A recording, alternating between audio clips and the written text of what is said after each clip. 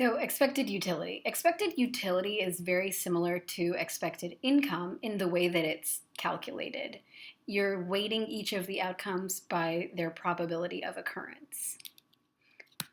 So in our example, if a student preferred option B, which was certainty, over option A, that means that the utility that they would derive from option B would be greater than that of A. So that the expected utility of B is greater than or at least equal to the expected utility from option A. So the utility of $250 is greater than or equal to 0.5 times the utility of 500 plus 0.5 times the utility of 0. This means that the student is acting in a risk-averse manner because we know that the expected income is the same in both options, but they prefer certainty, so that's called risk aversion. A preference for certainty is an aversion to risk. So that lottery scenario is really similar to the kinds of calculation or projection that a consumer is making in their mind when they choose to purchase health insurance. That lottery scenario is kind of analogous to having a probability of being healthy and having all of your money, and your probability of being sick and not having any of it. So when you are a consumer of insurance, you have the high income when you're healthy and the low income when you're sick. And the uncertainty about which one will happen, despite knowing the probability of illness, you don't know whether or not it will end up happening for sure. So the expected utility of income is the probability times the utility of being sick, the utility of that income level, plus 1 minus the probability of illness, times the utility of income when you're healthy. Should be fairly straightforward in terms of how to calculate it. So graphically, it's really interesting the way that this plays out. So first of all, this is that graph from the last video with utility on the y-axis and income on the x. And if you plot along that income distribution on the x-axis, at the higher end of the x-axis is income when you're healthy. That's when you have more of your income.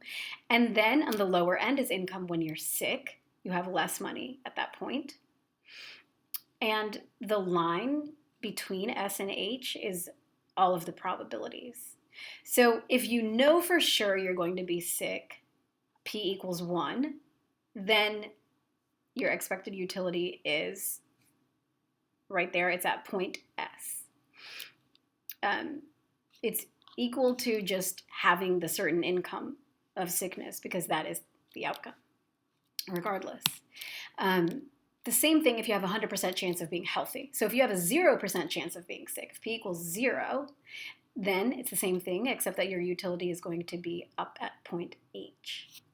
Now, what happens if you're somewhere in between is where it gets interesting. So if you have some probability between 0 and 100%, then your expected utility is going to lie on the straight line segment between point S and point H. So this is a pretty critical distinction, but your expected utility is on the straight line. And then you can trace it out to the y-axis to find out what the utility value would be. But it lies on the straight line segment. So we can do an example. If you have a 25% chance of being sick, P equals 0.25, then the expected income would be 0.25 times being sick plus 1 minus 0.25 times the income of when you're healthy. So the expected utility of that would be, so you can go along the x-axis to the income at 0.025. Trace it up to that line segment, and that point is your expected utility. And you find that on the y-axis. So the crucial distinction here is between expected utility and expected income, or the utility of expected income. So when you are averse to risk, when you prefer not to have risk, the utility of the expected income is greater than the expected value of utility. So just like in that lottery example, even though they both had the expected value, the utility of having certainty is preferable, right? So when you have a certain level of income with certainty, it's more valuable to you than the same expected value of income with uncertainty. So on the graph, the way that you can show that, like that lottery example, so the expected utility is on the line segment, always, the straight line segment between S and H, and that's point A. Point A prime above that would be the utility of having that income with certainty. So in those options A and B from the example before, option A was the uncertainty, option B was the certainty. So in that case, option A would be the one higher up here, and option B would be the one lower down. So expected utility lies on the straight line, and it's below the curved line. And the difference between the two is the value of certainty. So risk-averse individuals, they prefer certain outcomes to uncertain ones, even when the expected income is the same. So they have a greater utility from the expected income than they do with the expected utility over the uncertain income. So that's what that means, when the utility of the expected income is greater than the expected value of the utility of income.